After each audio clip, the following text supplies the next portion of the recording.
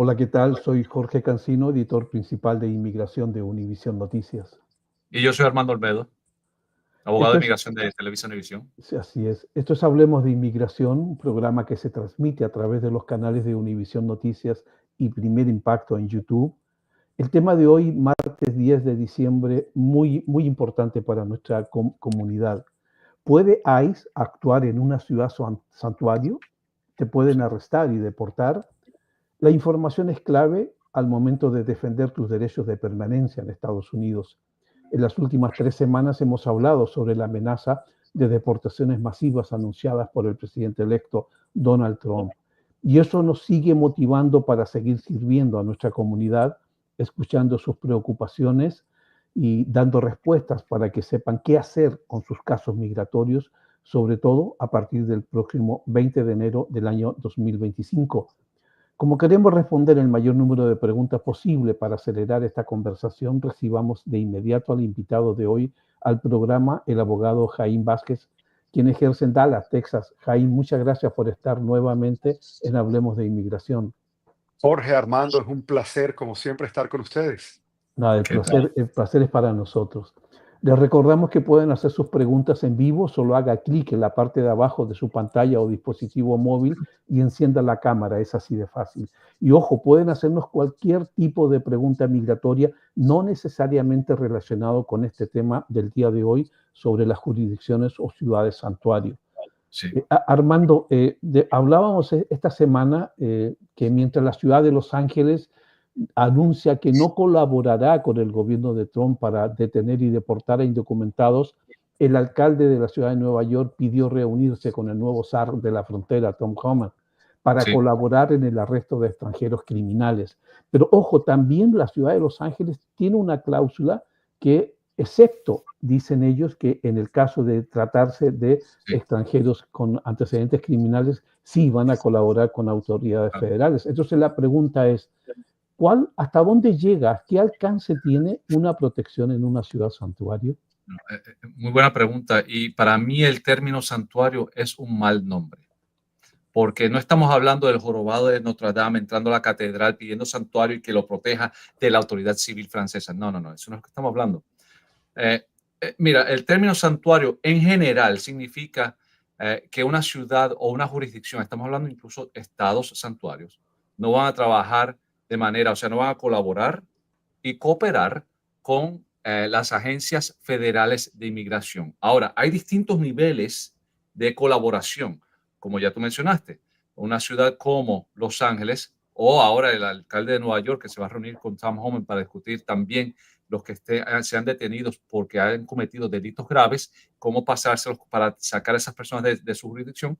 Eso es un aspecto, pero por otro lado hay un estado como el de Illinois, donde también está la ciudad de Chicago, donde por ley estatal se prohíbe la colaboración de las entidades policiales estatales con las autoridades de inmigración. Y estamos hablando de lo que se llama los detainers. Estamos hablando de que no permiten que agentes de inmigración visiten las cárceles. O sea, no está prohibido por ley estatal hacerlo. Entonces, hay todos los colores, del blanco hasta el negro, una pila de grises en medio, y todo depende de la comunidad y las decisiones que esa comunidad haya tomado de cómo participar. Al otro extremo, Jorge, recuerda que están los acuerdos 287G.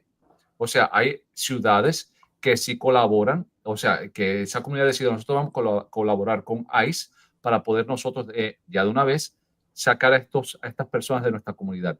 Incluso el estado de Texas, donde está Jaime, sabemos muy bien que el gobernador Abbott ha hasta comprado, que no compraron una finca inmensa en la frontera. Correcto. Donde van y le están ofreciendo si no estoy mal, son 300 acres, más de 300 acres. Para construir, se están ofreciendo para construir centros de detención. Entonces, sí es interesante el término ciudad o jurisdicción santuario, pero varía de manera dramática de jurisdicción a jurisdicción, Jorge. Sí. Ahora, quiero explicar algo antes de avanzar en el programa. ¿Por qué santuario? ¿Por qué se le llama santuario? Resulta que en los años 80, a principios de los 80, había cientos, quizás miles de inmigrantes centroamericanos en Arizona que no calificaron para la amnistía del año 86 del presidente Reagan. No calzaban las fechas para que ellos pudieran tener un camino a la residencia. Entonces, Esa gente la estaban yendo a buscar, las estaban deteniendo en ese tiempo el INS, el Servicio de Inmigración, y los estaba deportando. Entonces se unieron las iglesias, principalmente la Iglesia Católica, y empezó a proteger a estas personas y empezó a dar a conocer la razón por la cual salían de sus países debido a la guerra civil en Centroamérica para buscar refugio en Estados Unidos. Así comenzó ese movimiento y los empezaron a introducir en los templos religiosos, en los santuarios, para que el gobierno no los apresara y no los deportara. Entonces, de ahí surge el término de ciudad santuario. Eso es importante tenerlo en cuenta. Jaime. Jorge, tú haces un punto, discúlpame te interrumpa, sí. pero no vas a parecer que eso es importante recalcar, que no importando el estado donde tú te encuentres, hay ciertos lugares que están fuera, digamos que del foro de ICE, que ICE no va a entrar a buscar a una persona, y usualmente son hospitales, escuelas, centros religiosos. Esos tres lugares usualmente son lugares que ICE no va a entrar a buscar a una persona si sepan que la persona se encuentra dentro de ese lugar. Pero, Jaime, en el proyecto 2025 ellos hablan de eliminar los lugares sensibles, le llaman. Es decir, no habría esta protección. Eso hay que tenerlo en cuenta. Hay varias preguntas ya. Una de ellas dice, ¿qué puedo hacer si no fui a ninguna cita de inmigración? Este es un problema que lo hemos tocado y es un problema grave. Es un problema grave, es un problema que afecta a muchísimas más personas de las que pensamos. Y lo que pasa, y no siempre, porque hay ocasiones donde el Servicio de Inmigración, como cualquier oficina del gobierno, transpapela la orden para presentarte en corte, porque hay que separar todo en dos secciones. ICE y Corte de Inmigración. Uno puede tener citas de ICE y te sigues reportando y puede ser que dejes de ir a tus citas, pero ICE no refiere tu caso a Corte de Inmigración por una u otra razón. Como puede haber la situación donde sí lo refieren y al no presentarte a tu corte, te otorgarían una orden de deportación en ausencia. Tiene un nombre diferente a ser deportado, pero es lo mismo. Tienes los mismos efectos de la ley y si te llegara a detener un oficial de inmigración, puede ejecutar esa orden de deportación sin tener que llevarte al frente de un juez. Así mismo. Y otra pregunta que esta llegó a la redacción y es bien específica. ¿Puede una ciudad santuario frenar o detener a los agentes de ICE en una operación de arresto? No, eso es muy importante esa pregunta y me alegra que la hagas, porque lo que significa también ciudad santuario es que una ciudad le puede ofrecer beneficios a una persona sin que importe el estatus migratorio de la persona. Así es como lo es, por ejemplo, en Chicago. Pero una ciudad santuario no tiene el poder ni la autoridad de parar un debido proceso de inmigración a nivel federal. Si una persona está siendo deportada, ellos no pueden parar, intervenir y parar ese proceso. Una ciudad santuario no tiene la autorización de ocultar a una persona indocumentada de las agencias federales. O sea, ellos no tienen ese poder. O sea que por ese lado, sí, santuario no significa que una ciudad te va a acoger y te va a proteger de un posible proceso de deportación, como Jaime acaba de mencionar. Si te encuentran en la calle de Chicago y tú tienes una orden de deportación, muy fácilmente te pueden sacar del país. Sí, Jorge, porque es importante entender que no crear un malentendido. Hay muchísima gente que de pronto, en la próxima posesión del presidente Trump, están entrando en pánico. Ya lo vimos hace 4 años, hace 8 años como abogados, donde muchísimas personas estaban pensando mudarse a otras ciudades, a otros estados. Y es importante entender que estas digamos, organizaciones gubernamentales locales, municipales, el poder que tienen es muy limitado en correlación a la aplicación de la ley de inmigración. Como comenta Armando, ellos pueden no decidir ayudar a ICE o hacerle el trabajo más fácil a ICE. Pueden otorgar licencias de conducir o documentos de identificación, pero de verdad no pueden prevenir que el gobierno federal ejerza el poder que tiene como el que puede aplicar la ley de inmigración. Exactamente. Y otra pregunta, Jaime. ¿Qué derechos tiene un inmigrante arrestado durante una redada? Bueno, tiene ciertos derechos, pero es importante entender que la detención no es una detención criminal. Por consiguiente, ciertas protecciones de la Constitución no están presentes. Por ejemplo, los derechos de Miranda, esos derechos que tiene una persona que le tienen que decir que tiene que permanecer, que tiene la oportunidad de tener un abogado, como comenta Armando. Armando y yo en muchas ocasiones, cuando Armando practicaba en su práctica privada, veíamos que oficiales de inmigración no te tienen que proveer, la Corte de Inmigración no te tiene que proveer un abogado. abogado. Los derechos que sí tiene son dependiendo la situación particular de la persona. Si no tiene una orden de deportación, esa persona tiene que ser presentada, siempre y cuando ciertas excepciones, por ejemplo, haber entrado con esa persona puede ir directamente a una deportación, pero en ciertas ocasiones va a tener la oportunidad de presentar defensas en contra de la deportación. La fianza no es un derecho constitucional en inmigración como lo es un derecho constitucional en el procedimiento criminal, así que hay ciertas variables que pueden aplicar o no. Y hay otra pregunta también en la redacción. ¿Puede una persona que tenga una orden de deportación final, sea arrestado, pedir fianza para salir libre? Sí, siempre y cuando los oficiales de inmigración no vayan a ejecutar esa orden inmediatamente, porque uno puede, en ciertas ocasiones, y no sabemos cómo va a ser la administración de Trump, qué tan ágil van a trabajar, pero uno puede solicitar al juez la reapertura de la orden de deportación si tiene otro beneficio que es Disponible. inmediato. Está Armando, disponible. y siempre es bueno, como ya hemos dicho, esperar al 20 de enero que se conozcan las órdenes ejecutivas para conocer el cómo van a llevar a cabo esto, porque por ahora sabemos lo que quieren hacer, pero no Sí, sabemos el cómo, y el cómo va a estar dentro de esas órdenes, ¿no? van a haber 2 o 3 órdenes en los primeros 2 días. Incluso yo creo y anticipo que las prioridades de deportación, las nuevas, van a ser emitidas, que supongo que serían muy parecidas a las que emitieron a principios del 2017. Y a base de eso ya sabremos quién va a estar en la mira primero, ¿no? Correcto. También hay que esperar a ver qué le da el Congreso en fondos federales, porque van a tener que contratar agentes, construir centros de detención. O sea, hay un sinnúmero de cosas que van a entrar en efecto al principio, y ellos, yo te diría que ya para finales de febrero tendrán una mejor idea de cómo van a aplicar todo esto, porque Perfecto. Hay, de hay- antemano, sí te digo, hay que esperar esas órdenes de deportación. Hay una pregunta acá que dejó la producción, es de Sonia, dice que tiene una amiga ciudadana americana y se casa con un muchacho que entró ilegalmente al país hace 10 años. Dice que ellos se casaron hace 3 meses, que fueron a visitar a una abogada y ella les dijo que no convenía que ella le arreglara en estos momentos porque ahí ya tendría su información. Okay. Él nunca ha tenido problemas legales ni infracciones y siempre ha pagado sus taxes. ¿Es buena idea que ella le arregle en estos momentos o esperar a ver qué va a ser el nuevo presidente? Y agrega, ella incluso también quisiera saber si es buena idea que él mejor se vaya a su país y de Okay. esa manera pedirlo. ¿Tendrá el castigo de los 10 años? Jorge, me estoy mordiendo los labios porque desafortunadamente consejos como ese también los oí durante la primera presidencia de Trump, donde Sí, mucha gente decía, sí, no hagas esto, no hagas lo otro. Al revés, el día de hoy es importante que la comunidad inmigrante evalúe su caso, vea qué posibilidades tiene y si hay la posibilidad de un beneficio migratorio, actúe. ¿Por qué? Porque si usted puede que sea elegible para la residencia por estar casado con una esposa ciudadana, pero si no aplica y lo detienen, no es lo mismo que estaba aplicando y ya estaba en proceso. Hay Correcto. ciertas personas que posiblemente no deben aplicar. Esas son personas que tienen algún tipo de récord o y digamos casos difíciles donde la discreción puede balancearse en contra de ellos porque sabemos cómo va a ser la administración de Trump.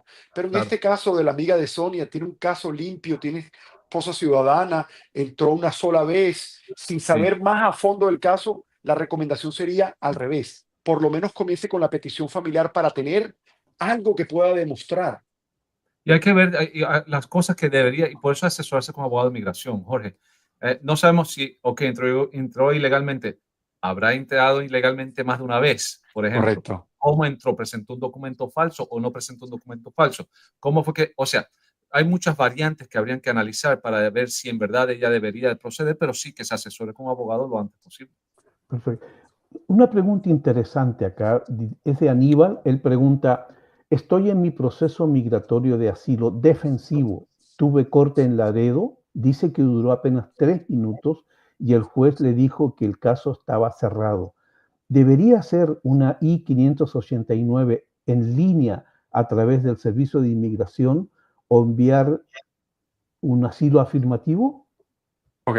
Ahí debe haber algo adicional, porque un juez de inmigración simplemente no te va a cerrar el caso por cerrártelo. Cerrar el caso puede, en el lingo que oímos en la comunidad, cerrar el caso puede ser dos cosas. Por ejemplo, un cierre administrativo.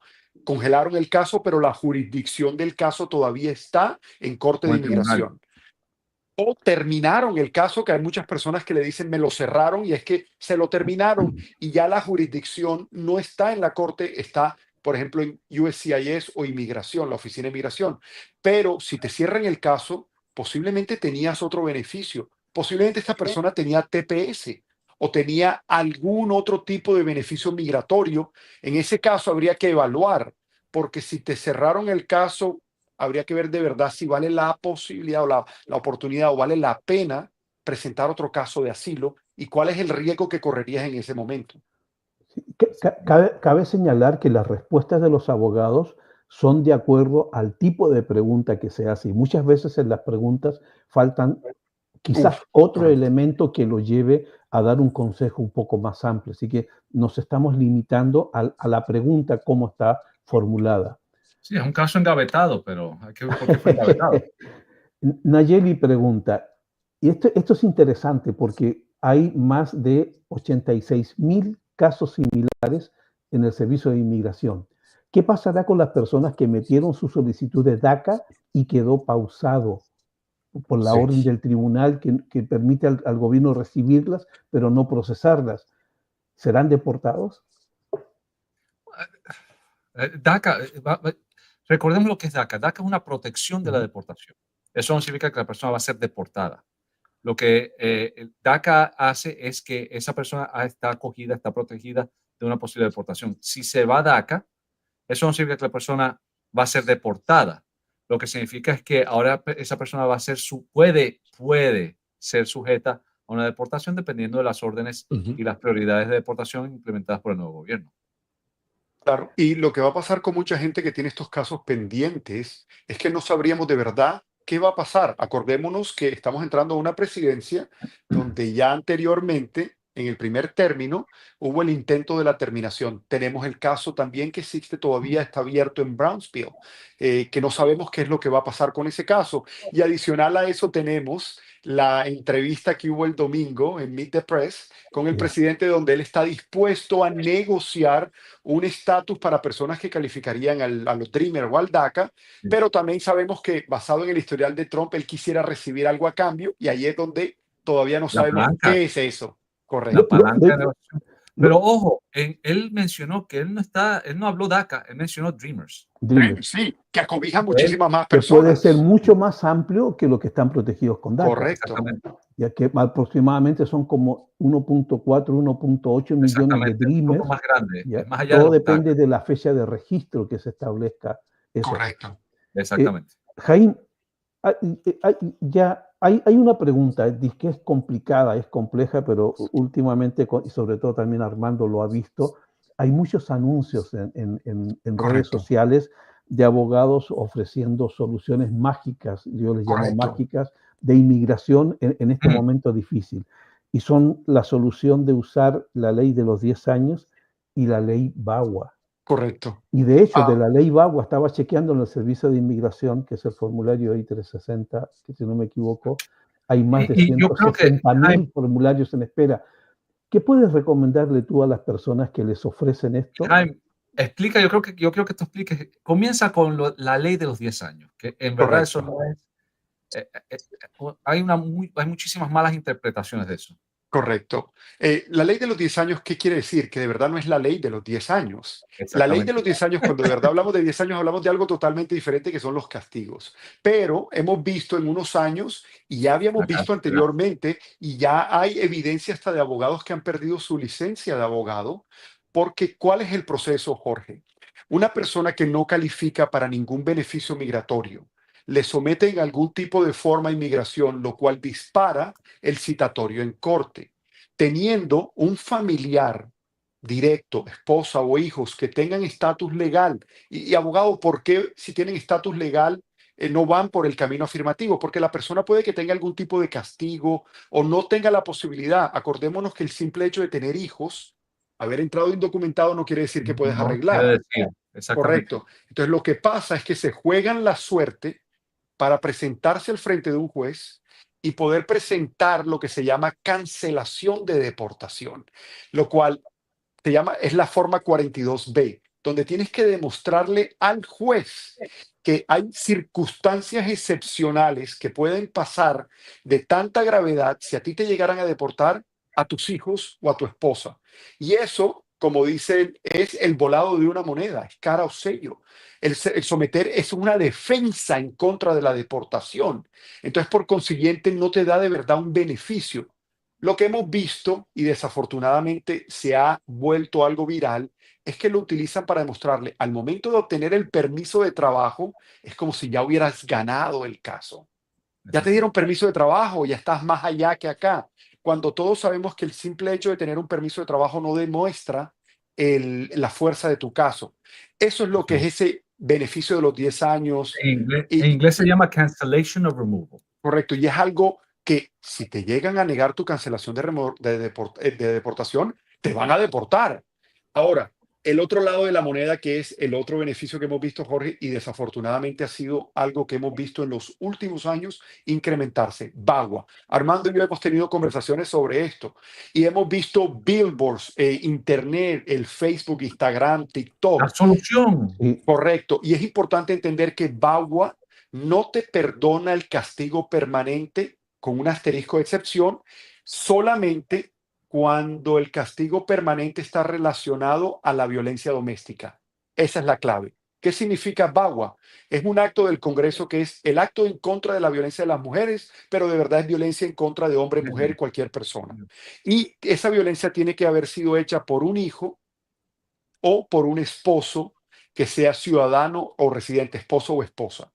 Y esa violencia no necesariamente necesita un reporte de policía, y ahí es donde está el problema clave, que cualquier tipo de pelea lo quieren disfrazar como si hubiera sido violencia doméstica, y aquí van a pagar, correcto, justos como pecadores. Yo he hecho consultas, Jorge, y es desafortunado y es crítico pensar esto, que personas que de pronto pelearon con sus hijos, algún abogado les dijo que porque el hijo los maltrató diciéndoles que era mal papá o que le gritaba, ya era suficiente, cuando todos los que somos padres sabemos que todos los días vamos a pelear con nuestros hijos.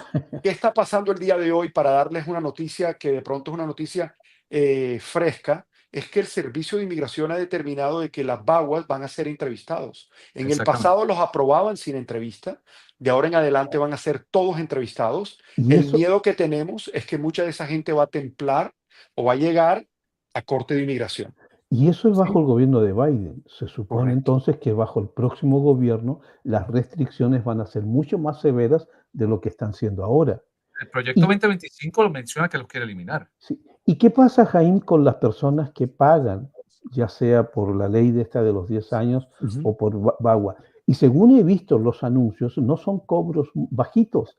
No. Son dinerales los que se están viendo. Porque imagínate que tú no tienes un beneficio migratorio y has ido donde abogado 1, abogado 2, abogado 3 y abogado 4, y todos te han dicho, desafortunadamente no tienes la posibilidad de la residencia, y viene abogado 5 y te vende esa ilusión que es la esperanza que todo inmigrante quiere. Voy a poder arreglar la residencia. Basado en eso, estás dispuesto a pagar lo que te pongan al frente, y los cobros, como mencionas, son altos. Desafortunadamente están en muchas ocasiones, y es claro, yo como abogado también poner este asterisco en este comentario, no todos los casos de VAWA son, yo tengo muchos casos de VAWA, pero también acordémonos que ustedes en Univisión, y Jorge, yo creo que tú hiciste un artículo que yo hasta lo puse en mis redes, acordémonos del abogado de origen africano en Nueva York con 4,000 casos de VAWA que lo arrestaron y está preso el día de hoy. Claro. Wow. Hay una pregunta de Natalia. Natalia, saluda, buenas noches. Saludamos a Natalia. Mi hijo soltero de 23 años entró legalmente con visa de turismo en 2022 y se quedó sin estatus cerca de 2 años. Ahora cuenta con permiso de trabajo por asilo, ya para pedirlo como madre residente y ajustar el estatus de él necesita salir del país. ¿Qué tiempo tarda ese trámite y si tiene que pagar el perdón fuera de Estados Unidos? Claro. Y cuando se ajusta el estatus, ¿cuándo le aprueban la residencia o cuándo ingresa los papeles al servicio de Sí. inmigración? Yo le diría que lo primero que tenemos que hablar, y recuérdame el nombre de ella, Jorge. Ella es Natalia. Natalia. Natalia, lo importante de tu pregunta no es tanto cuánto tiempo se va a demorar el perdón de tu hijo. Me encantaría recalcar un punto. Es que basado en la situación, como tú comentas, tu hijo va a tener que salir del país y su cita va a ser en su país de origen. Pero tu hijo sometió un caso de asilo pidiéndole al gobierno que él tiene miedo creíble a persecución o muerte de su país de origen. Y si él tiene que regresar a su cita en el consulado americano, de nuevo en su país de origen, va a correr el riesgo que el oficial de inmigración lo quiera marcar por fraude de inmigración porque le va a decir, ¿y cómo estás tú aquí si tú nos dijiste que tenías miedo? Ese es algo crítico que hay que evaluar. Ahora, en tiempos, imagínese que un perdón demora alrededor de 3 años y de ahí entre 6 meses a un año a que se llene la documentación del Centro Nacional de Visas y le otorguen la cita. Hay, Exactamente. hay una pregunta que quedó dando vueltas respecto Exactamente. al tema anterior de los pagos que se hace por la ley de los 10 años VAWA. Si una persona cae víctima de una estafa, llamémosle con toda claridad, ¿se le devuelve ese dinero o lo pierde? Va a ser muy difícil. En muchas ocasiones ese dinero se perdió. Viernes. ¿Por qué? Porque va a haber, por ejemplo, dependiendo, y estos fraudes los cometen abogados, los pueden cometer notarios, tramitadores de papeles. Y en muchas ocasiones ese dinero no va a poder ser recaudado porque una demanda civil, muy improbable ganarla, la policía no lo va a ver como fraude porque hubo un contrato y ni siquiera sabe lo que está viendo. Y el Estado usualmente en pocas ocasiones Involucra. investiga esto. Y lo más difícil que al ser o al tener el estatus como indocumentado es muy Es más, difícil correcto. atreverse a enfrentar el sistema para hacer una demanda, Correcto. aunque hay Entendiendo, canales para que se pueda correcto, hacer. que los inmigrantes, sin importar el estatus migratorio, tienen derechos en este país. María Teresa pregunta, ¿es verdad que van a revocar la ciudadanía a los ciudadanos por naturalización? Y si no, ¿a quiénes le podrían revocar esa ciudadanía? Le voy a dar la Esto, primera parte a Jorge para sí. que Jorge nos comente. Porque él y yo, Armando. No, Armando, pues, perdón, Armando a nos ver, comente, mira, porque Armando y yo hablamos de eso esta semana. no, y lo hemos estado hablando también. Mira, primero que nada, hay dos cosas. Hablemos con la segunda parte, que es la más fácil. Sabemos que el gobierno estableció bajo Trump y sigue vigente una oficina que se encarga para revocarle la ciudadanía a personas que hayan cometido fraude o hayan obtenido su ciudadanía a través de un fraude. Eso yo supongo que va a seguir. E incluso no me sorprendería si le aumentan los recursos de esa oficina para que en verdad puedan perseguir y seguir su mandato de determinar si una persona ha cometido un fraude. ¿Eso qué significa? Si una persona obtuvo su residencia de manera fraudulenta o sea, o le mintió al gobierno en su solicitud de naturalización, esos casos, pues en ese caso el gobierno puede quitar la ciudadanía de esa persona. Ahora, referente a que si el gobierno va a revocar la ciudadanía, yo creo que esto es una versión, una interpretación de lo que se ha estado hablando recientemente referente a, el otorgo de la ciudadanía a personas, a niños de indocumentados. ¿Okay? Y hay que ser bien cuidadosos y claros en este tema.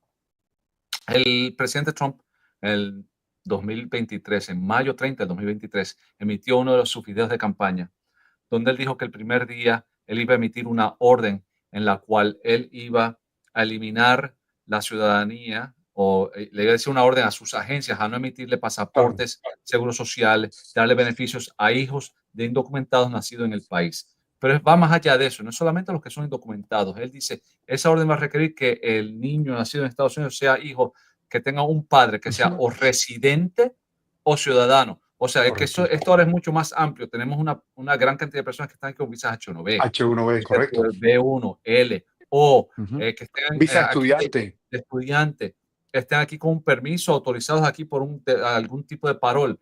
Esas personas, según esta orden, tampoco calificarían para una ciudadanía. Ahora, Correcto. para quitar eso es sumamente difícil. ¿Por qué? Porque eso requeriría o una enmienda a la Constitución norteamericana, que eso es dificilísimo de obtener porque hay que Sí, obtener la ratificación, eso es la imposible. ratificación. Son 2/3 partes de cada Cámara del Congreso y 3/4 partes de los estados del país Imposible. aprobando, que eso no va a suceder.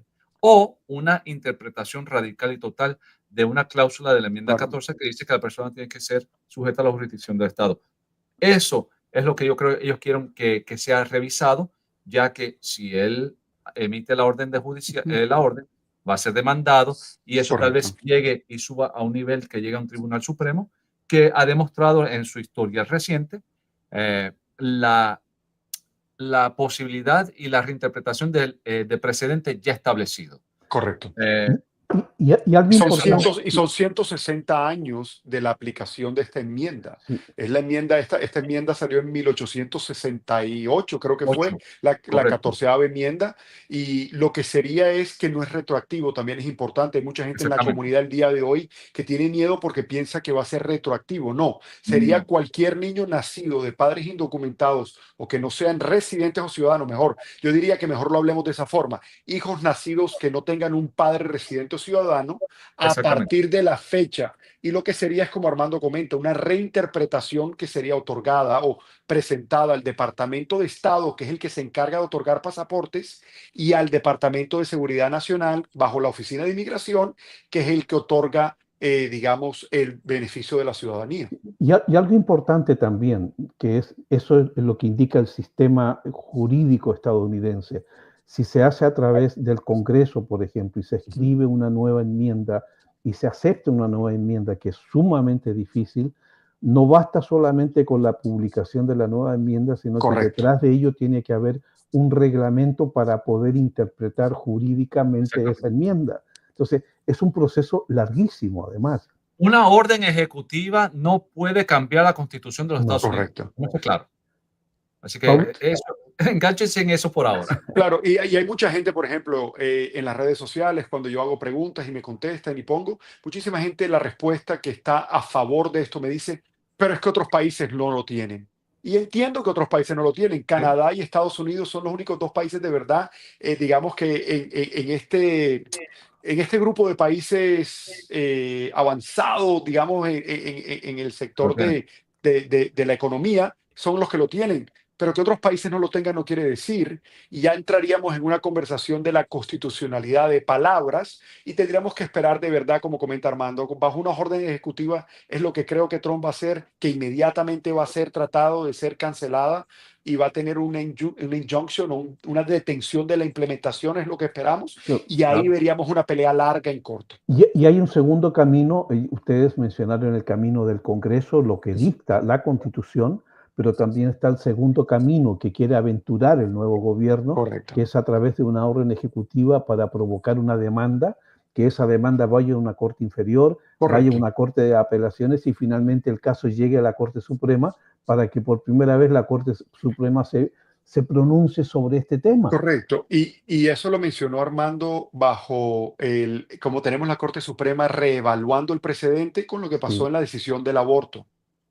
Pero también puede que la Corte Suprema diga yo no puedo hacer nada porque la misma ley me dice a mí como Corte Suprema que a mí debe me hacerse a través del sorprendería, Congreso. porque es que por los dos partidos hay muchas personas en contra de un cambio a esta ley. Incluso yo estaba leyendo de que el mismo Antonin Scalia, el patriarca de todos los de la derecha que está en el Tribunal Supremo, estaba en contra de cualquier reinterpretación de la enmienda 14 porque él era originalista. Él esto que dice la enmienda, esto es lo que significa. Paulina pregunta, ¿qué pasa si meto mi petición por matrimonio, la I-130, y me la niegan? ¿Me pondrán en proceso de deportación? Es imposible decirte sí o no en tu situación. También deberíamos saber qué pasa en tu vida, por qué te la negaron. El hecho de que tú te casaste y te puede pedir tu esposo, sin importar tu historial migratorio de detenciones o deportaciones, no influye en la aprobación de la I-130. De todas maneras, te la van a aprobar. Pero si aplicaste y hay algún tipo de indicio de fraude, no, Paulina, no te estoy diciendo qué es lo que vas a hacer, pero debería haber algo crítico relacionado a qué razones te están negando la petición para que hubiera una referencia de tu caso a Corte de Inmigración. Usualmente el Servicio de Inmigración no refiere la negación de I-130 a Corte de Inmigración. Hay una pregunta de Flor. Ella pregunta, ¿te pueden deportar si vives con un ciudadano y estás apelando tu orden de deportación? Bueno, la respuesta directa sería sí, si hay una orden de deportación que el día de hoy está presente. Si está bajo apelación, y es claro entender, si de verdad está bajo la Junta de Apelaciones de Inmigración, que en inglés es el Board of Immigration Appeals, eso quiere decir que tu orden no es final. entonces todavía no tendrías una orden de deportación. Habría que evaluar y saber un poco más del caso. Si simplemente estás pidiendo reabrir la orden de deportación que tenías en el pasado, si tienes una orden final y si te detienen, podrían ponerte en proceso para removerte del país. Exactamente. Esta pregunta es bien interesante también. Es de Graciela. Ella pregunta, metí mi aplicación I-130 en septiembre por matrimonio. Tengo 11 años casada y 18 con mi esposo. Entré ilegal, documentada. ¿Tengo algún riesgo? No, no necesariamente si tú en tu historial de inmigración solamente fue una entrada, no presentaste documentos, no ha habido nada que te puedan acusar de fraude. Por ejemplo, no entraste con un hijo menor, ahí te podrían acusar de cruzar a una persona indocumentada. A ti te tocaría pedir un perdón y salir del país. Es importante, es 100% importante que tengas la asesoría de un abogado y que analice tu caso, porque si tú sales del país, en ese momento, si llega a haber una denegación, no tienes la posibilidad de reentrar. Se activa la penalidad. Correcto. Esta pregunta es interesante porque ya en semanas anteriores con Armando hemos tratado el tema del TPS, que el gobierno entrante ha dicho que los quiere cancelar, al igual como lo hizo en 2017. La pregunta viene de Jaime. Él pregunta, mi nombre es Jaime Benítez, tengo TPS de El Salvador.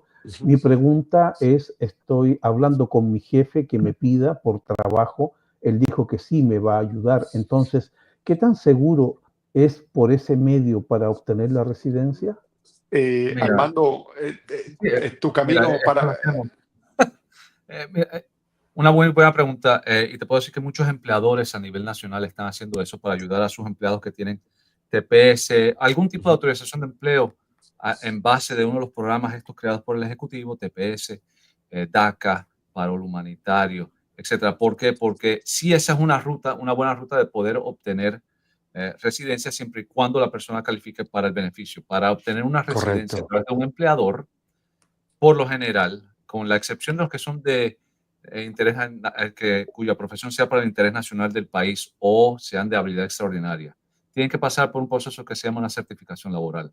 La certificación laboral es un proceso a través del cual el empleador, la compañía, tendría que demostrarle al gobierno de que no encontraron a ciudadanos o residentes dispuestos, disponibles y calificados para el puesto que se le está ofreciendo a la persona, en este caso el tepeciano Jaime. ¿Qué sucede? Eso también, los logros, hay que ver el nivel de educación, el tipo de profesión, todo eso entra en el cálculo porque mientras menos criterios tenga la posición para llenarla, o sea, el empleador tiene que presentar y decir, mira, para este puesto yo requiero un título universitario en tal área y aquí número de experiencia. Eso ayuda a filtrar a personas que estarían solicitando para la posición. ¿Por qué digo eso? Es un proceso y es un proceso falso de reclutamiento, Jaime, que tu empleador tendría que conllevar para demostrarle que no hay nadie dispuesto y disponible para ese puesto. Eso requiere que tu empleador ponga anuncios en el periódico, ponga anuncios en internet. O sea, es un proceso que para el empleador, te digo, es sumamente costoso. Se puede sumar en $10,000, $15,000, pero es un esfuerzo que si creen que y valoran tu posición y están dispuestos a patrocinarte y asumir eso, el riesgo es solamente la pérdida de dinero. No te afecta a tu estatus de tepeciano por ahora. Eso va por su propio carril. Y si se da y se puede obtener lo que se llama una certificación laboral demostrando de que no hay ciudadano residente que califique, perfecto. Ahí entonces ya calificas para el beneficio. Lo que sí en el caso tuyo es tendrías que salir del país a pedir el beneficio en tu país de origen. ¿Ok? Eso generalmente se hace en la embajada y ahí hay que asesorarse bien con el abogado para asegurarse que tú no tengas ningún inconveniente, ningún aspecto de tu historial que puede impactar negativamente en la entrevista en la embajada. Jaime y yo precisamente hemos trabajado casos parecidos juntos. Sí, sí. Y ha funcionado, O sea que sí es una posibilidad, pero sí requiere mucho esfuerzo y dinero por parte del patrocinador. Perfecto. Liz Naidi pregunta, hola, buenas noches. Entré por Parol Humanitario I-134A en junio de este año. Ya me tocaba aplicar para la residencia y no he podido aplicar porque no tengo el dinero para hacer la residencia. Por favor, ¿estoy en problemas por no haber aplicado todavía? Ahí hay falta de información en esa pregunta, Jorge. Si ella apenas entró en junio de este año, Tiene tiempo to- todavía. no, y si es cubana, Otra. todavía le toca. O sea, le toca esperar, porque el cubano que entra con el parol tendría que Sí. esperar el año y un día. Lo que hemos hablado siempre, ese es el ajuste cubano, entonces ella todavía no tiene.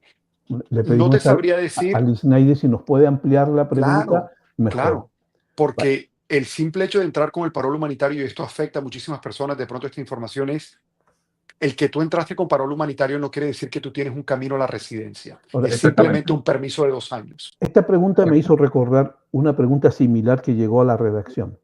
El próximo 5 de enero, que ya en 2 semanas y media, se cumplen ya 2 años del Correcto. comienzo del parole humanitario que fue ampliado para Cuba, Nicaragua y Haití. Ujú. Eso es así. Esas personas tenían 2 años para regularizar su estatus por cualquier otra vía legal posible. Y aquellos que venían en busca de asilo tenían 1 año para hacerlo ante el Servicio de Inmigración.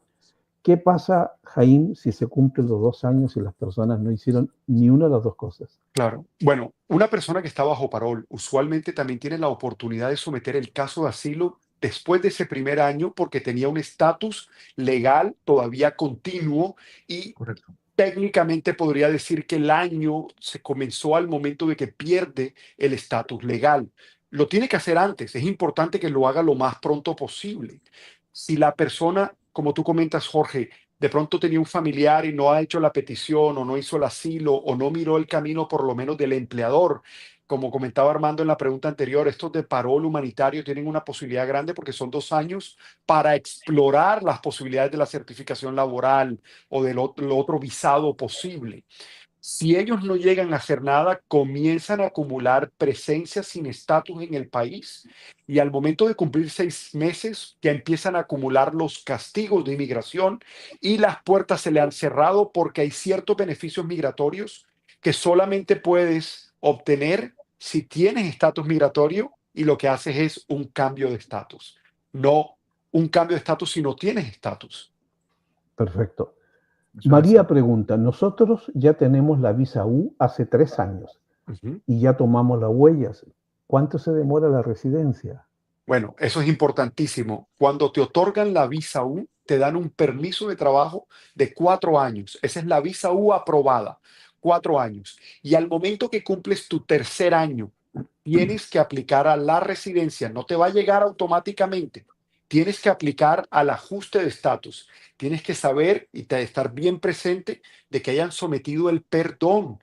Ese perdón es necesario para poder, que es el I-192, el perdón que te va a perdonar ciertos castigos. Acordémonos que la visa U es el único proceso de inmigración que perdona la gran mayoría de Todo. castigos migratorios, excepto si cometiste genocidio o eras Claro, parte de algún tipo de masacre de personas. claro. Pero el haberte declarado ciudadano, tener múltiples reentradas, deportaciones, ese perdón te ayuda a perdonarte, perdone la redundancia, pero es importante aplicar inmediatamente al cumplir los 3 años.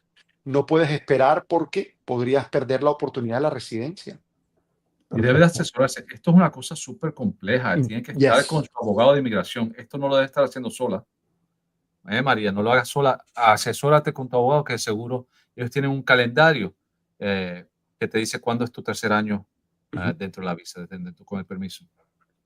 Esta pregunta viene de Edison. Él quiere saber si persiste tu asilo defensivo, debe ser perdiste, y Ujú. estás en apelación y te detienen, ¿qué pasaría?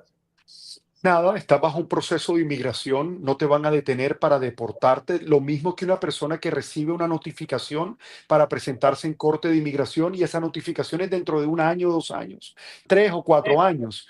Ya está en el sistema, no te van a detener y no te van a deportar o mandarte a un centro de detención.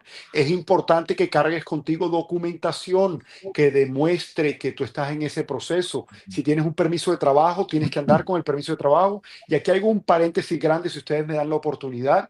Claro, Cualquier persona que no sea ciudadana y que esté bajo un beneficio migratorio tiene que cargar documentación que demuestre Sí. eso. Permiso de trabajo es importante. Y el residente, todo residente debe cargar consigo la residencia siempre que está aquí dentro de Estados Unidos. Me alegra que lo menciones. Tú sabes que eso me lo mencionaron en uno de los programas y efectivamente yo le tengo que decir, bueno, ¿y si se me pierde? La gente se preocupa, ¿y si se me pierde la tarjeta? Bueno, mira, si te preocupa tanto, por lo menos hoy todo el mundo tiene un dispositivo. Correcto. Tómale una foto, guárdala en tu dispositivo, guarda tu I-94, que es el estatus que te otorgan al ingresar al país. Guarda todo eso y tenlo disponible, porque eso siempre va a ser importante. Pero la recomendación, como dice Jaime, es andar con la Green Card, andar con la autorización de empleo, porque es identificación federal que sí justifica la autorización de estar en el país. Perfecto. La producción me pide que le diga a Tito que encienda su cámara para que pueda conversar con nosotros. Vamos con otra pregunta. Ahí está. Ahí está, Tito Rodríguez. Tito, ¿cómo Buenas está? tardes, buenos Buenas días tardes. a todos. No, ¿Ah? buenas tardes. Gracias por participar en Hablemos de Inmigración. Buenas tardes, gracias. Bueno, mi pregunta es que si una persona que ya está acá adentro, ¿verdad? Hizo todo su proceso y está esperando una cita para la embajada, para la residencia, y todavía no ha recibido la cita y empieza lo de Trump, ¿está en riesgo de ser deportado o está bajo protegido porque está esperando la cita para su embajada de su país? Tito, gracias por tu pregunta, porque es una que me han hecho comúnmente y es importante que si la persona está bajo el proceso consular, que es lo que estábamos hablando, cuando ya solamente está al pie de esperar su cita, esa persona también debe cargar consigo, y lo que yo le estoy recomendando a todo el mundo es la copia de la aprobación de la I-130, que es la petición familiar, y también puedes cargar contigo la copia de la solicitud que hiciste en el Centro Nacional de Visas, que es solamente el código de barra. Eso demuestra. Así que si un oficial de inmigración te llegara a detener, tú le puedes mostrar esa documentación y es suficiente para que no te detenga. Entonces, si la persona ya le dieron un perdón pues, acá dentro del país, también tiene que enseñarle ese perdón porque ya después pasó el 1.30. Correcto. Después, ¿sí? Tenlo contigo. Correcto, Tito, pero es importante entender, eso no es, digamos que una protección automática. Si la persona, y no es tu caso, pero digamos de forma general para que todos los que nos estén viendo puedan recibir una respuesta, lo agarraron porque cometió un delito. Así tengas todo esto, eso no te va a proteger. Te puede ayudar, pero no te va a proteger. Así que el consejo es, no te metas, no estés en el lugar equivocado a la hora equivocada, pero carga la petición familiar, el perdón y cualquier otro documento. No es que vas a cargar el paquete contigo en cualquier momento, porque está muy grande, pero no más documentos que demuestren que estás bajo un proceso migratorio. No, como ustedes dicen, uno saca una foto en el teléfono, tiene guardadito en una área del teléfono que es accesible, que si lo puede enseñar, pues es más fácil para que... Y sobre todo portarse bien. Sí, es que hay gente, mira, yo estoy diciendo, hay gente que se merecen, que llevan años, que no han cometido delitos, que han pagado impuestos, que han hecho bien al país. ¿Por qué no arreglan mejor a los que están adentro, cierran la frontera y ya se acaba el problema? Porque si ellos saben que hay tantos millones de inmigrantes en el país, porque ellos lo saben, porque ahí hacen censo, porque saben quiénes son los que están mal y los que están bien. Yo no estoy diciendo que deporten a todos, pero los que están haciendo delitos que ya son problemáticos, pues sí, cierra la frontera, y los que llevan años casados con personas como los que están mis status family o que llevan años aquí que se han portado bien, pues mira, denle la oportunidad. Si lo han hecho sin los documentos, mucho mejor lo van a hacer con los documentos, porque si se han portado bien sin, se van a portar mucho mejor con los documentos.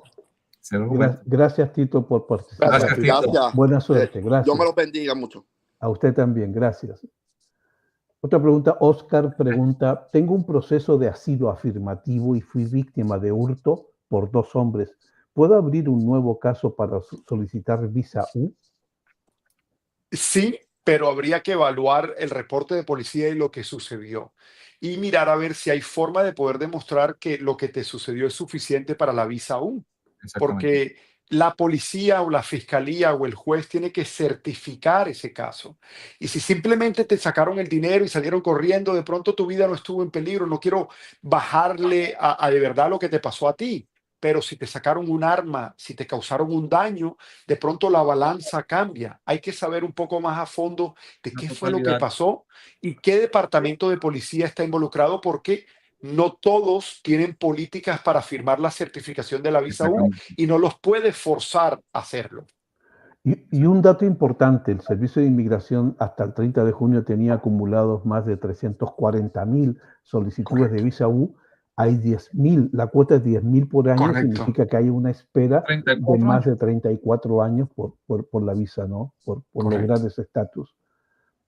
Vivian pregunta, entré con B1, hijo de ciudadana pedido en 2021. ¿Qué tiempo me falta para ser aprobado? Y si es aprobada, ¿tengo que salir del país? Entré con B1 y B1, sí. B1 no es la entiendo.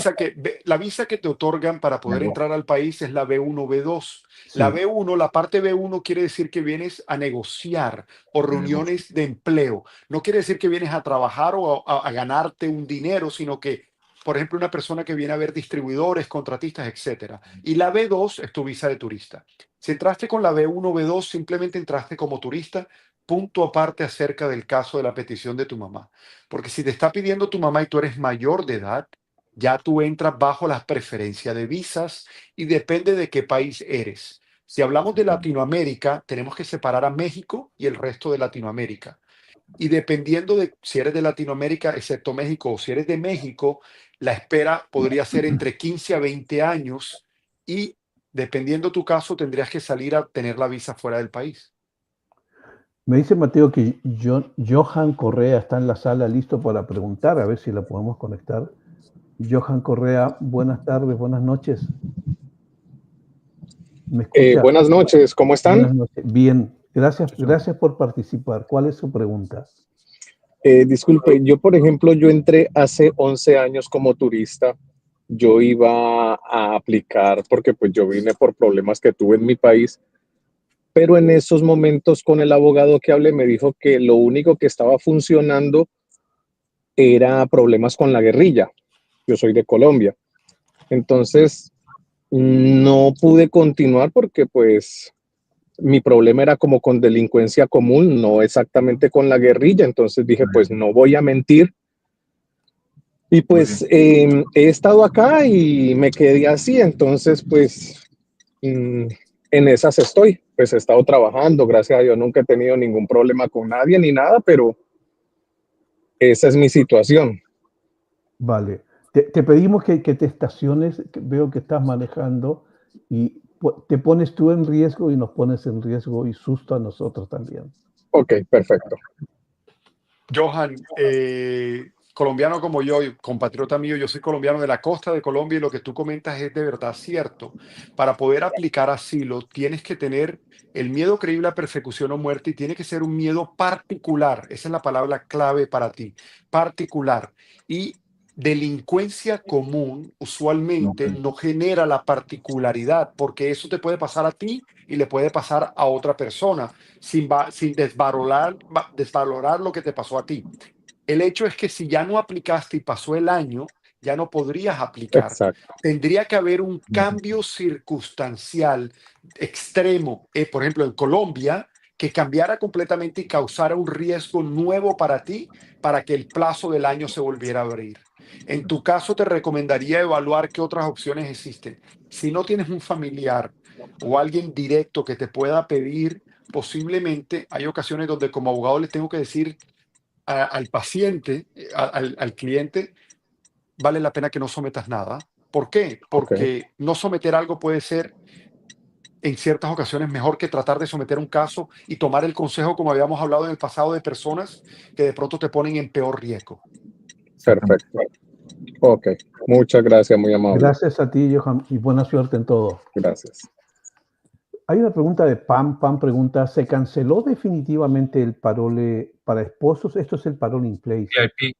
¿Qué pasará con los que ya registramos las huellas?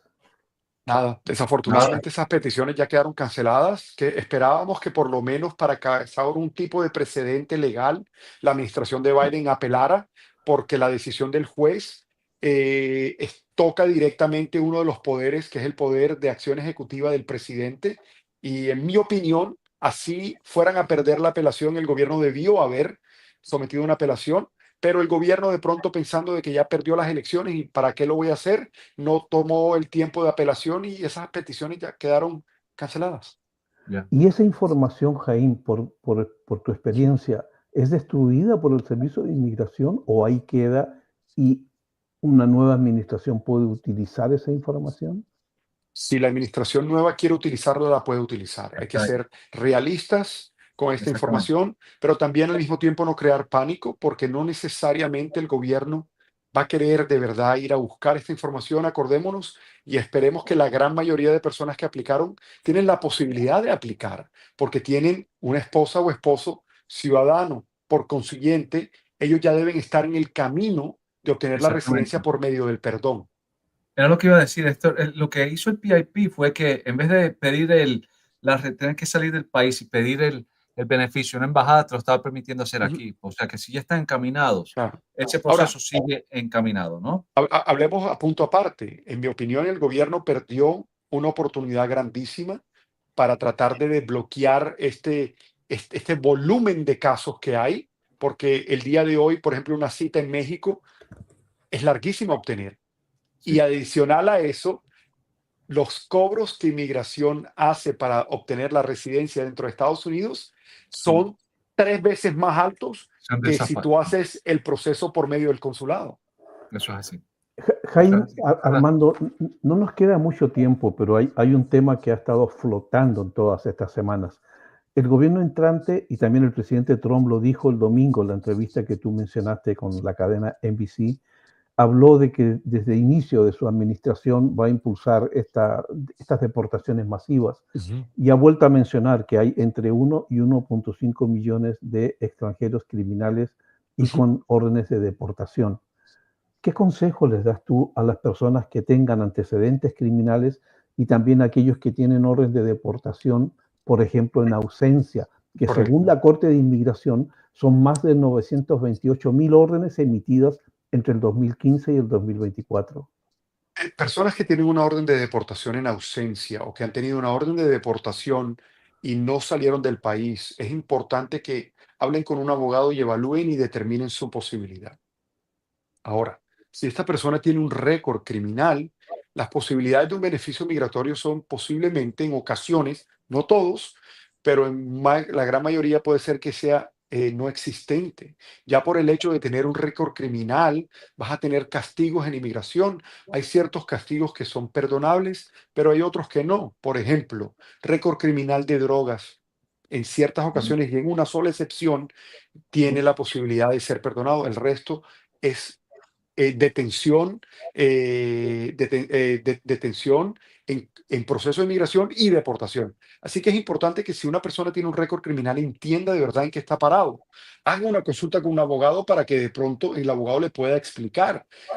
Jorge y Armando, muchas consultas que yo hago, los días que hago consultas y veo clientes, muchas de ellas son consultas que no llevan a un caso de inmigración, pero son Claro. consultas informativas. En mi opinión, cualquier inmigrante el día de hoy, una persona casada con un ciudadano, alguien que en el pasado de pronto le hayan dicho que no puede, debe hablar con un abogado, pero hable con un abogado honesto.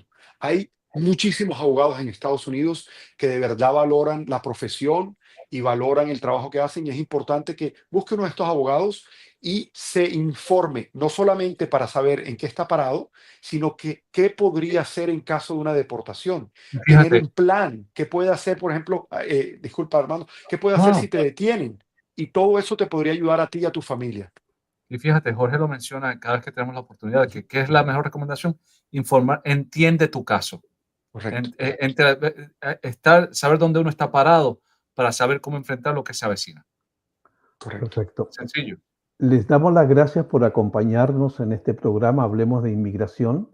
Agradecemos la participación de nuestro invitado de hoy, Jaime Vázquez. Jaime, mil gracias nuevamente por Siempre un placer. compartir tu conocimiento sobre este tema tan delicado y que angustia a tantas personas y sobre todo atender las preguntas de los usuarios de Univision Noticias. Así que muchas gracias. Al revés, a ustedes, las gracias por la invitación. Muchísimas gracias de verdad. Y los invitamos para que nos sigan el próximo martes a partir de las 7 de la noche, hora del este, por los canales de Univision Noticias y Primer Impacto en YouTube y Univision Noticias en Facebook. También puede visitar nuestra sección Hablemos de Inmigración en la página de inmigración de Univision Noticias y enviando sus preguntas por correo electrónico. Así que buenas noches, Armando. Buenas noches y amigo de Univision, buenas noches. Buenas noches a todos.